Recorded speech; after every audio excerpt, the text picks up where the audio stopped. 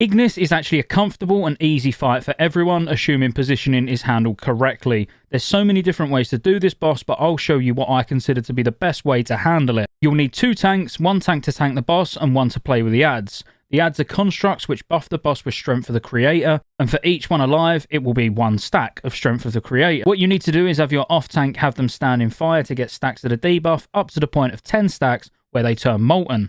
At this point, they'll reset aggro completely and will likely dart for your healers if your tank isn't quick enough to re-establish threat. At the sides of the boss room, there's 2 fountains, with water in, funny enough, because that's what fountains contain.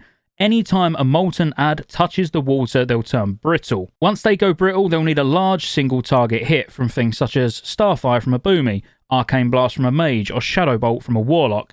Anything that does more than around 5,000 damage is fine. When they're blown up from direct attacks, they do AoE damage in a small radius around them, so it's important that you aren't stood next to them when they explode. Occasionally, someone will get picked up and chucked into the slag pot. They'll require spot healing, and assuming they survive, they'll get a nice achievement and also a haste buff for 10 seconds. So getting everyone through these slag pots for the buff is very, very important.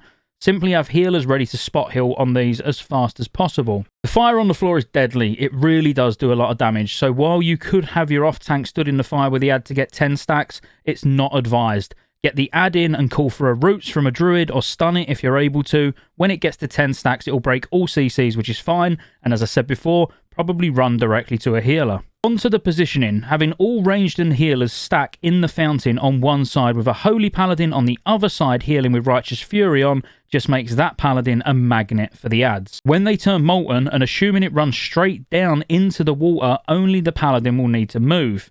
The paladin will then move over to the ranged DPS while the ranged DPS that's assigned blows the add up, and then he'll move back into position. It goes on the other side because it runs at an angle through the group, then the ranged and healers can just swap sides with the paladin. You don't get adds often enough for the movement here to be frustrating.